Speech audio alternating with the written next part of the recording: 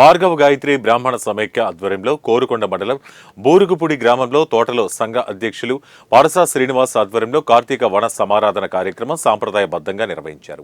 ఈ సందర్భంగా ఉసిరి చెట్టు వద్ద ప్రత్యేక పూజలు నిర్వహించారు. వన సమారాధన కార్యక్రమం జరిగింది. ఈ కార్యక్రమానికి రాజమహేంద్రవరం నగర శాసనసభ్యులు ఆదిరెడ్డి శ్రీనివాస్, రుడా చైర్మన్ బొడ్డు వెంకటరమణ చౌదరి, బీజేపీ రాజానగరం నియోజకవర్గ కన్వీనర్ నీరుకొండ వీరన్న చౌదరి, పలువురు ఎన్డీఏ నాయకులు హాజరయ్యారు. రుడా చైర్మన్ బొడ్డు వెంకటరమణ చౌదరి మాట్లాడుతూ బ్రాహ్మణులంతా ఐకమత్యంగా ఉండాలని కోరారు. ఎమ్మెల్యే ఆదిరెడ్డి వాసు మాట్లాడుతూ బ్రాహ్మణ వాక్కు బ్రహ్మవక్కని గత వైఎస్ఆర్ ప్రభుత్వంలో ఎన్నో హింసలకు గురయ్యారని ఆరోపించారు.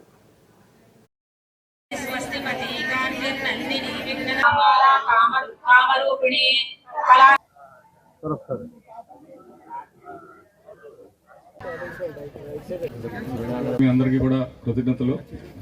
మొన్నే వచ్చినట్టుగా ఉంది, అప్పుడే ఒక సంవత్సరం అయిపోయింది. ఏదైనా మీతో కొంచెం ఆహ్లాదకర వాతావరణంలో మీతో కూర్చుని కొంచెం సరదాగా సమయం గడుపుదామని వచ్చాం. కానీ స్టేజ్ ఎక్కించేసి మరి ఇలా మాట్లాడించడం బాగాలేదు. కాబట్టి క్లుప్తంగా మరొకసారి మీ అందరికీ ధన్యవాదాలు తెలుపుకుంటూ ఇలాగే అందరూ కూడా కలిసి ఉండాలని చెప్పేసి కోరుకుంటూ సెలవు తీసుకున్నాం. Thank you. ఎన్నికల ముందు మీరు చాలా బాధపడేవారు, ఎందుకంటే బ్రాహ్మణ వాక్కు బ్రహ్మవాక్కు. రాబోయే రోజుల్లో ఎన్డీఏ కూటమిలో మీరు అందరూ కూడా గౌరవంగా గర్వంగా మీ వృత్తిరీత్యా కూడా ఎక్కడ కూడా అవమానాలు పడకుండా చూసుకుంటామన్నాం. అదే విధంగా ఈ రోజున ధూపదీప నైవేద్యాలకి 5,000 నుంచి 10,000 పెంచుతూ ఎన్డీఏ ప్రభుత్వం నిర్ణయం తీసుకుంది.